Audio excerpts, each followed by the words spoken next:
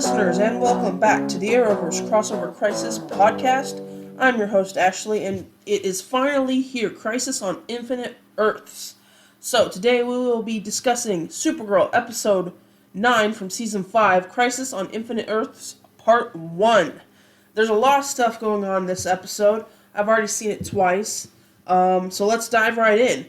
So, we start with the Monitor narrating the sort of history of the multiverse and how it all came about. And, basically saying there's infinite numbers of multiverses all over the place. And then we sort of get a sort of rapid shot of various different Earths as they're getting taken out by the antimatter wave. So we get a shot of Earth 89, which is a reference to Batman 1989, basically the Michael Keaton Batman universe. Then we get Earth 9, which is a reference to the Titans show on the DC streaming service, Titans. And then we get Earth X, which we saw back in Crisis on Earth X. And we see the Ray. The Ray sadly dies. And then we get Earth 66, which is a reference to the 1966 Adam West Batman show. And we get a little cameo from Burt Ward saying something like, "Holy Crimson Skies," which is kind of funny, because that's kind of what he was known for on that show. So interesting little cameo there. And then we switch to Earth 38, when we get a little cameo from Will Wheaton, sort of spouting the apocalypse stuff, and then Kara kind of comes in and saves him from a dinosaur thing, lizard, which was, I think we had seen that lizard in another episode of Supergirl a couple seasons ago. Seemed vaguely familiar. But then we sort of get a recap.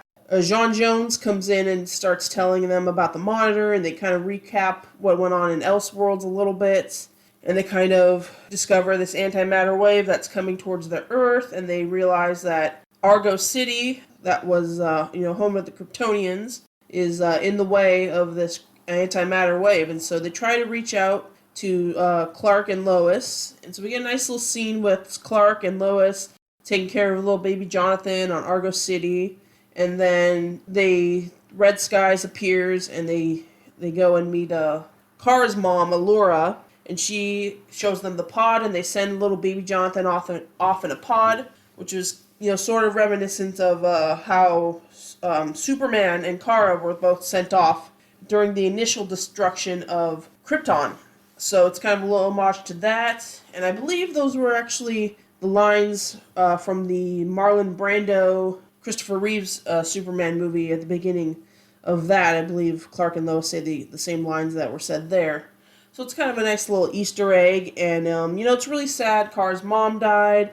We didn't really get to see a lot of her throughout the show, but the actress who plays Kara's mom, Erica Durance, she will be back on the show as a different version of Lois, the Smallville TV show version of Lois, which she did play Lois on that show with Tom Welling, the actor that plays Superman.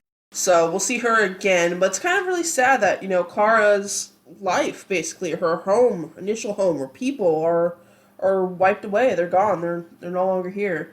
But of course, Lila, the Harbinger, working with the Monitor, has been gathering all of these superheroes, and so she grabs the Flash, Arrow. We see her grab Batwoman, and then we see her grab Sarah and Ray from the Legends team. And apparently she saved Superman and Lois at the last second before the antimatter destroyed Argo. So Lila comes in, and it's kind of a fun little scene where we get all these different people that don't normally cross over and interact. And of course, Batwoman is sort of the newbie to this. And so she was introduced in last year's Elseworlds, which I thought she did a great job. I have been watching the Batwoman show. I like the character mostly. The show, it was a different story. But she works really well here in this kind of group dynamic. She has a great line where, she hits Lila. And then later on, she's like, "I still don't like that lady." So she works really well here, and of course Lila, gathers everybody and starts telling them about the antimatter, the anti-monitor, and that the Monitor wanted to gather them on Earth 38 to prepare them to stop the antimatter wave, to see if they can. It's kind of like a test, because apparently Earth 1, which is the primary Earth of the Arrowverse show, which has Arrow, Flash, and Legends, it's the last Earth to be hit by the antimatter wave. So she says, if we can stop it at Earth 38, then we might have a chance. So, of course, she gathers everybody around, and Oliver says, we're going to need a bigger team. And then she grabs the Flash, and the Sarah and Ray character, of course, appear. And the Monitor's quantum tower just sort of rises from the Earth, apparently, and it's just like a giant metal skyscraper, very, techno-sciencey looking. And apparently it's supposed to counteract the antimatter waves or something, and dissipate them, I guess. And it seems to be working. The red skies go away, but of course the Anti-Monitor's army sort of appears, and they're going to have to fight them off to keep the tower working. But then we get a little side mission to Earth 16 in the year 2046, because baby Jonathan was, his pod got knocked off course, just like Supergirl's did, and he arrived on Earth 16 in the year 2046, so Sarah, Lois and Brainy go to Earth 16 in the year 2046 to go pick up baby Jonathan, and they find him with an old Oliver Green Arrow character. And so it's kind of a little side mission for them to do while everybody else is battling these the little army. And then, of course, we had a great talk between Kara and Clark. Clark has just lost his Argo, and his son has disappeared, and he can't save them, and he's feeling really down. And of course, Kara, tries to cheer him up, and he's feeling guilty about wanting to have this wonderful life, but of course, being Superman is always gonna to take priority, and so Kara just kind of reminds him to have hope, and he's like, well, how do you have so much hope? And she says it's because their parents, their parents believed in them to be heroes on Earth. And, that's sort of the legacy of Argo is, to always have hope. And so she kind of inspires Clark a little bit. And, I think the thing that we have to keep in mind with this version of Superman, I know some people complain about him, but I really like this version of Superman. But you have to remember that he's been around for almost 15 years or so. He's dealt with Lex Luthor. He's dealt with, like you said in Elseworlds, books like The Book of Destiny. He's dealt with all this great stuff. Even Lois kind of calls out some of his accomplishments early on. And so you have to remember that he's older, he's more experienced, but maybe that's also made him more jaded towards society. And I know people aren't going to like that version of Clark, that he's a little more jaded. Maybe he's given up some of the hope on society and in the world. But I think that makes him more of an interesting character. And then, of course, it's a good way to differentiate him and Kara. And so I like that it's a good scene between them. I like her keeping the hope. And you can tell she's struggling with it, too. It's not easy for her. But, she says we have to, protect this world because that's what we do. That's how we can keep the legacy of Argo and Krypton alive. And so it's a good little scene. And then, of course, we get Oliver giving his daughter Mia a version of the Arrow costume. And I think that's just sort of to set up this spin-off with his daughter Mia. She's going to have her own spin-off Arrow type show. And so that's kind of to set up that. And then we get Oliver talking to the Monitor after Barry says that he's supposed to die. And so we find out that last year in Elseworlds, when Oliver went to the Monitor, he went to negotiate Barry and Kara's death in exchange for his own. And then the Monitor says, well, I saved their lives during that crisis, but this is a different crisis. And so it's kind of an interesting talk, and I do like Oliver, constantly, trying to make sure that Barry stays alive. And, we'll kind of see how all of that plays out towards the end of the episode. But then amongst this whole antimatter wave that's going to wipe out the Earth, they're trying to prevent it. Alex thinks of the idea to evacuate the people of Earth 838, and they say, oh, well, where are they going to go? And so the last place left would be Earth 1. But they need a big sort of transmatter portal in order to send everybody through, like the breaches that Cisco can open type of thing, but on a bigger scale. And so she recruits Lena, who, if you've been watching Supergirl, kind of didn't go villain, but did something that Alex and Kara would consider a villainous type of move. And so they're at odds right now. So she has to go recruit Lena, and she apologizes for betraying Lena and all this stuff. But of course Lena gets on board because Lena is not the villain. She does want to just help people. And so she gets on board. It's a really good scene, and it's kind of nice having Lena in the crossover also.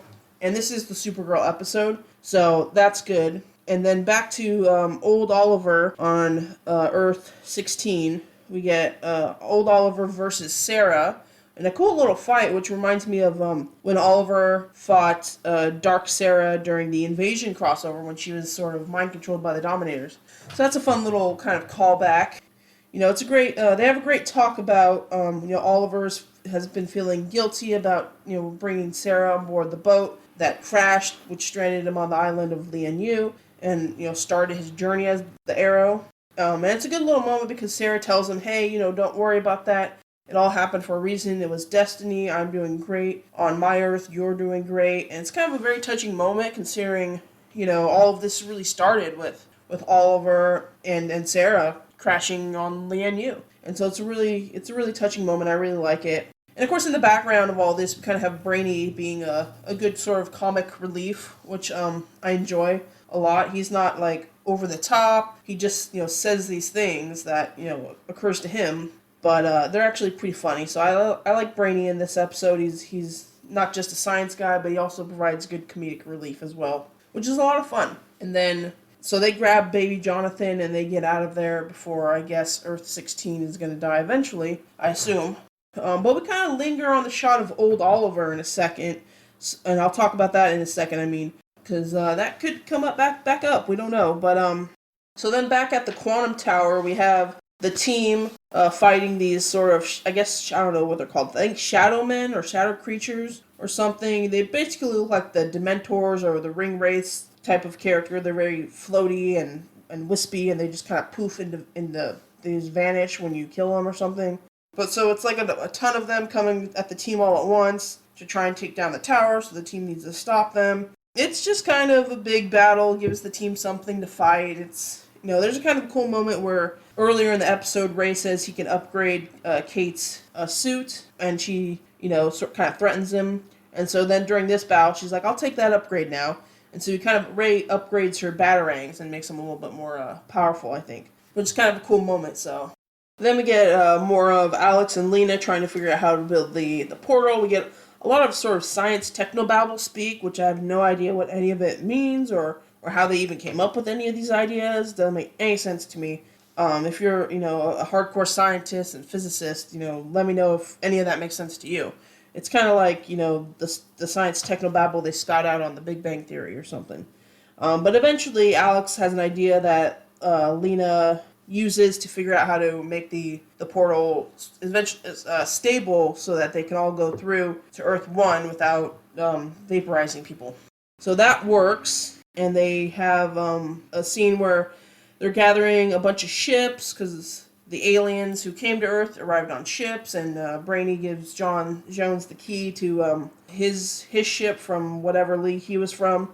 And so they're trying to gather all the people in National City onto these ships. Apparently it's going to be worldwide. So I don't know how they're getting these portals out across the world. Or is everybody coming to National City to go through the portal? That doesn't make any sense either. But everybody's getting on board the ships. We get a little scene with Nia Nall and James's sister. I forget her name. I hope Nia has a little bit more to do later on the crossovers, because I do think she has cool powers. So I'm glad she survives. So, I hope she has a little more to do later on. But then, of course, the Quantum Tower starts to fail because they're just being overrun by these Dementor characters, the Shadow Men, whatever they're called.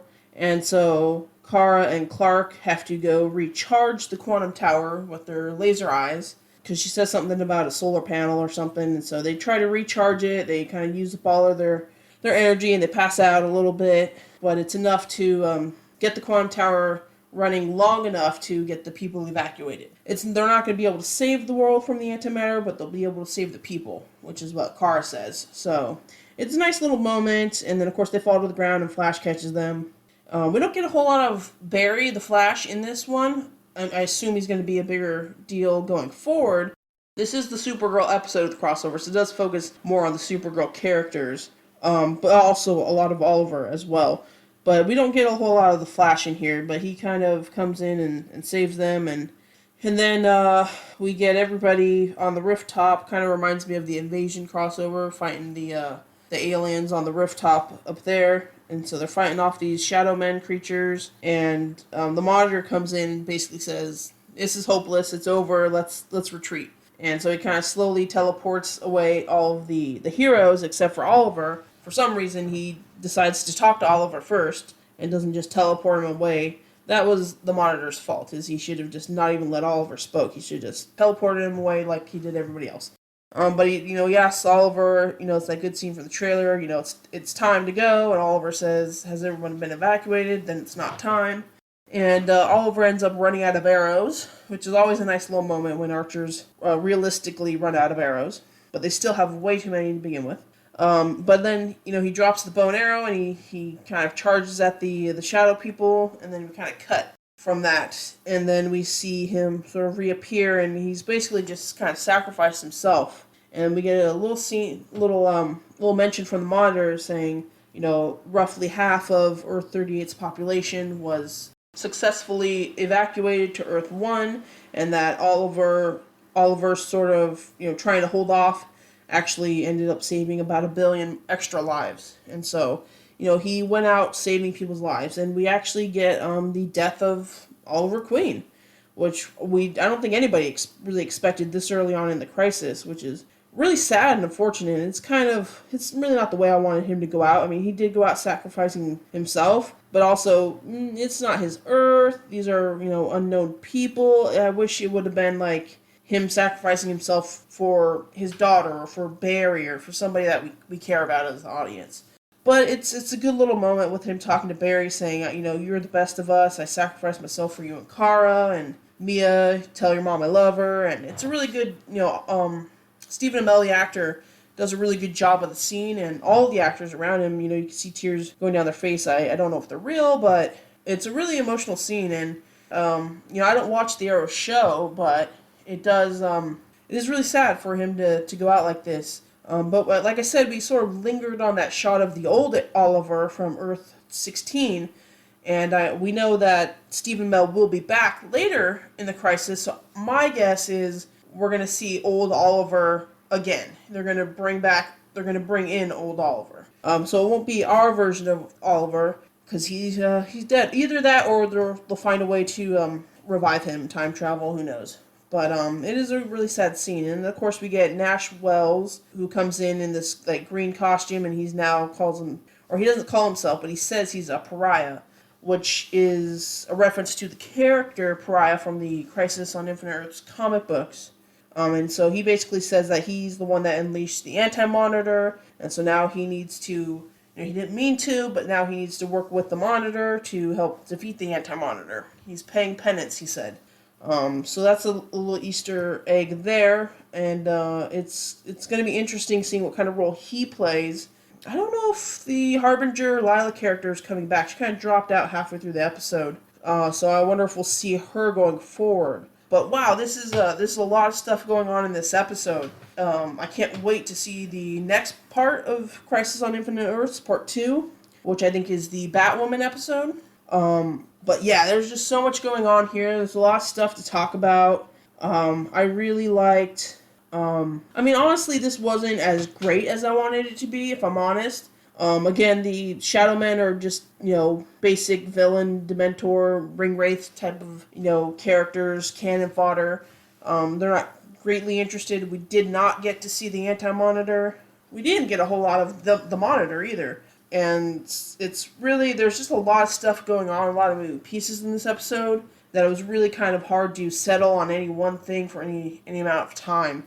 And so it kind of goes by pretty quick, and a lot of things happened. They're all good things, but when you look back, it's kind of like, wow, we didn't really get to take a breather on this. It just keeps going, and a lot of stuff happens. And there's a lot of sad stuff in here too. Like I said, with Kara's mom dying, and Argo dying, and Oliver dying, and it's going to be a lot of deaths, I think, in this Crisis crossover.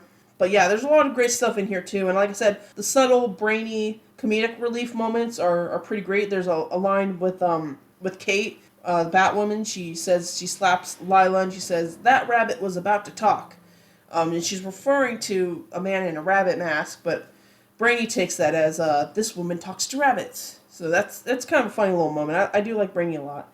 And then we get a good amount of John Jones in this, actually. And of course, if you've been watching Supergirl, he was met by the Monitor at the end of the last episode of Supergirl, and who says that he was preparing Jean for the crisis as well. So it sounds like Jean's going to have a big role to play going forward as well.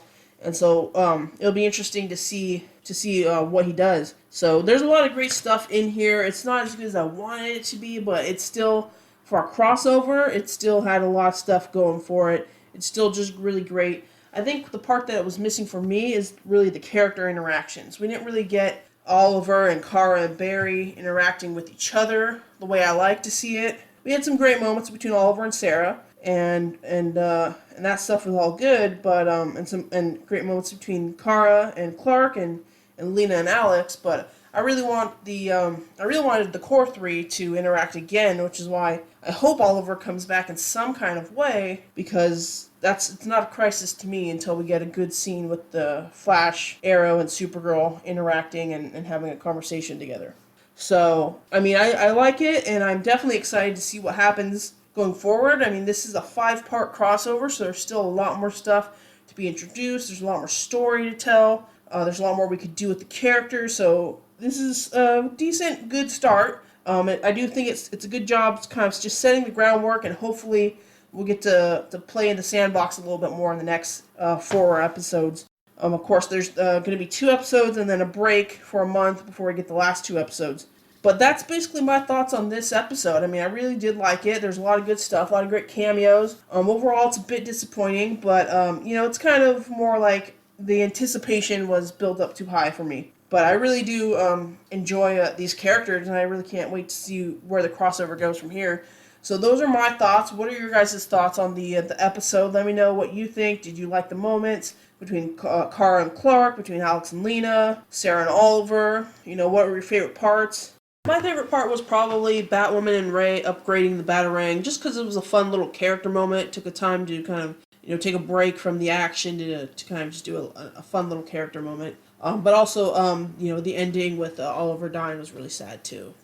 So, and if you have any more insight into the crisis overall, let me know. So let me know your thoughts down below. Thank you for listening. Stay tuned for the next episode and the next podcast. And that will be it for this episode. So thank you all for listening. And until next time, I'll catch you in the next crisis.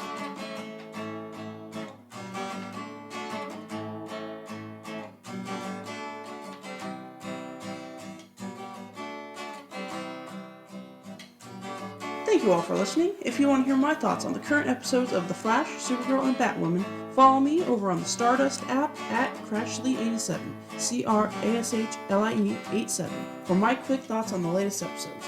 For those bookworms out there, be sure to check out my blog, Fantastic Literature, link in the description below, for book reviews, short story reviews, news articles, and general thoughts about the literary industry. Check it out, and if you like the podcast, be sure to follow, like, and share it, and be sure to leave your thoughts in the comments below.